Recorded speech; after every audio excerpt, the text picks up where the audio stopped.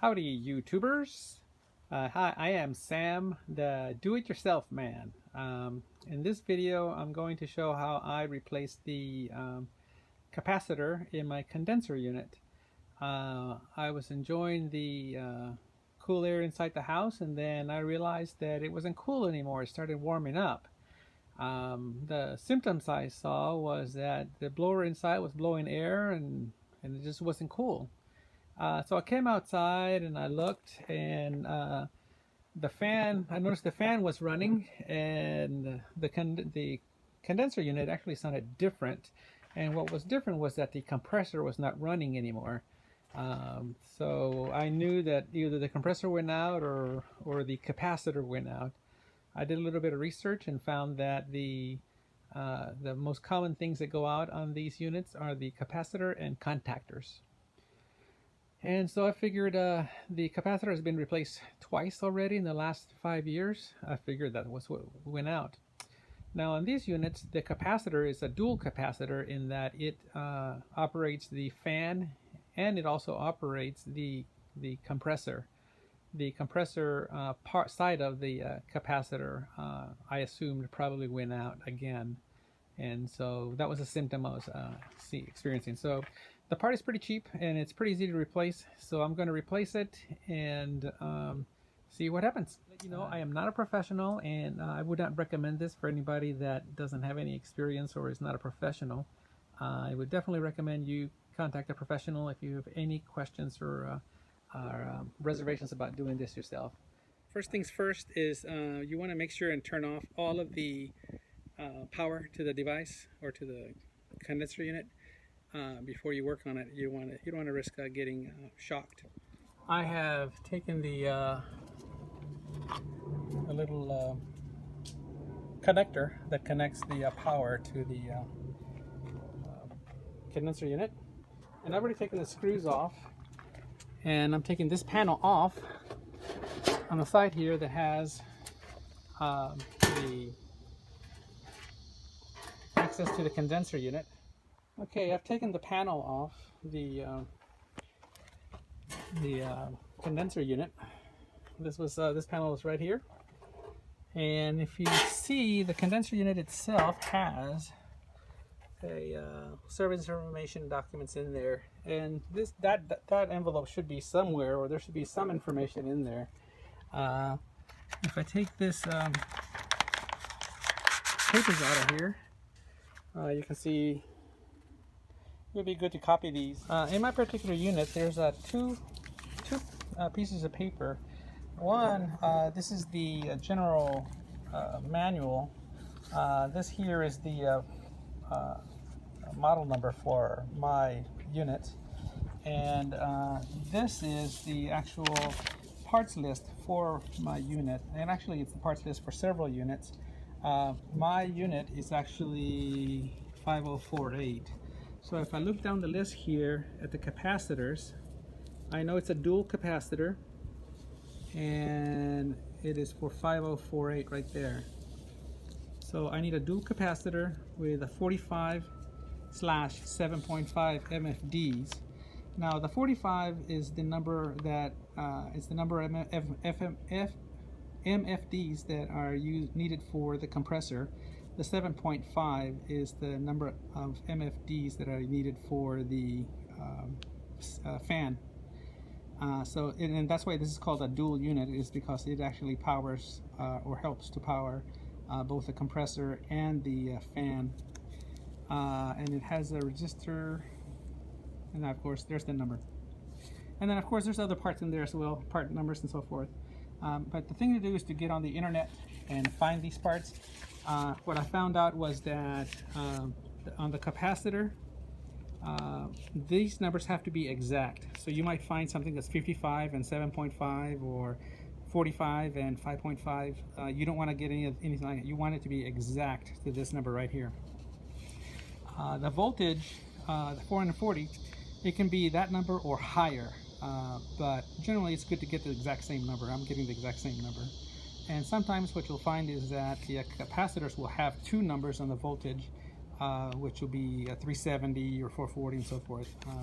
I think the new unit that I got has both. Anyway, once you figure out exactly what parts you need, get on the internet and order it. I was able to get my parts for less than 20 bucks. Okay, once again, it's really important that you disconnect all the power to the compressor or the condenser unit. And the only way to make sure of that is once you disconnect your breaker box or what have you, is to use your ohm meter and test some of the leads in there. But you want to make sure that there is absolutely no power in there. Once you do that, then this is the condenser unit right here. I'm sorry, the capacitor, and then this is the contactor. These are the two parts that generally go out. I'm ordering the contactor. That one did not go out, but I'm going to replace it as well. But I am going to be replacing this condenser unit with one exactly as I mentioned earlier, with the same terminals. I mean the same specs in it as far as MFDs. Okay, so I've got the replacement canister here, and it's got the exact same numbers as the original one, 45 plus 7.5 MFDs, and it's 440 volts. So that is the number that I'm putting in here. Now on the top of this there are there's 3 terminals. Again, this is a dual system or dual capacitor, and there is something that says Herm. Those leads go to the compressor, and then there's another one that says C. That lead is the power that's coming from the house, and then the other one says fan. So there's three terminals, and in the single phase ones, that one has only 2. But since this is a dual for the fan and the compressor, it has those 2. And so it's really important to look at the wiring before you take it off in the existing one to see which wires are where. And if you can't see it on some of these older ones, they're rusted. It's really important that you figure out which wire is going where, and it's usually imprinted on there. And if it's rusted, you can kind of put some oil or something on there to make it stand out. So I'm going to take this out. There's a bolt right there. I'm going to take that bolt, and then it releases this strap, and then I'll unplug the wires and then plug it into this one.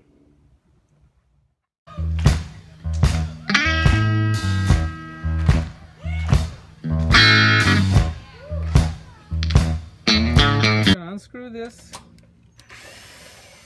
canister.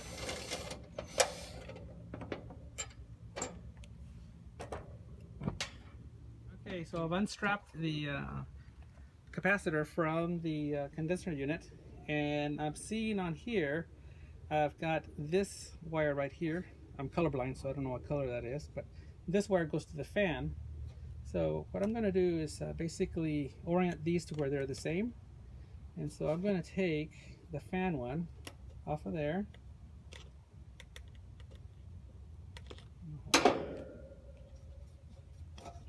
Put it on here.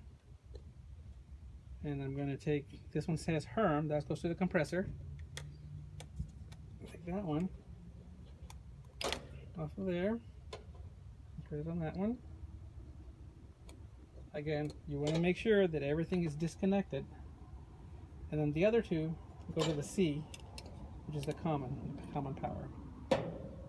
So connect it there and there. So everything is connected right back where it is. I'm tightening this one up a little bit. Okay. So it's right back where the wires were put right back where they were, same position as they were in the older one. So now I'm going to take this off, and what I'm going to do is when I put it in here, just to make it a little bit easier, I'm going to put the lettering on the outside. And the way this thing works is that the bolt should hold it back in place. If it doesn't, then yeah, looks like this is a little bit too too small for it, it will fall through. So what I'm going to do is I'm going to take this back out. And then what I'm going to do is I'm going to bend this. And I'll edit that out. I wonder if I can put something in. Bend this in a little bit.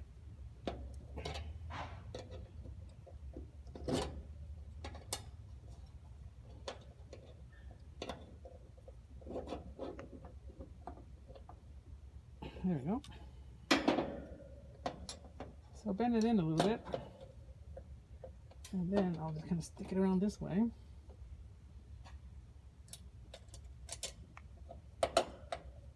So I put a bend in the strap there.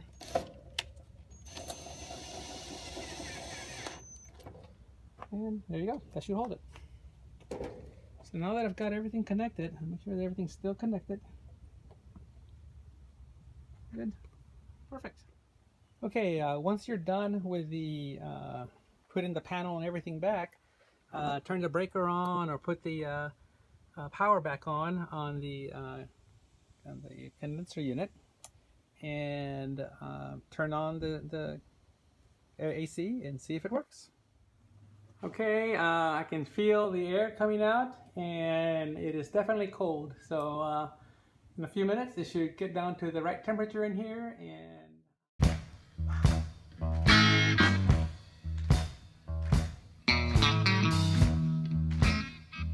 won't you rock me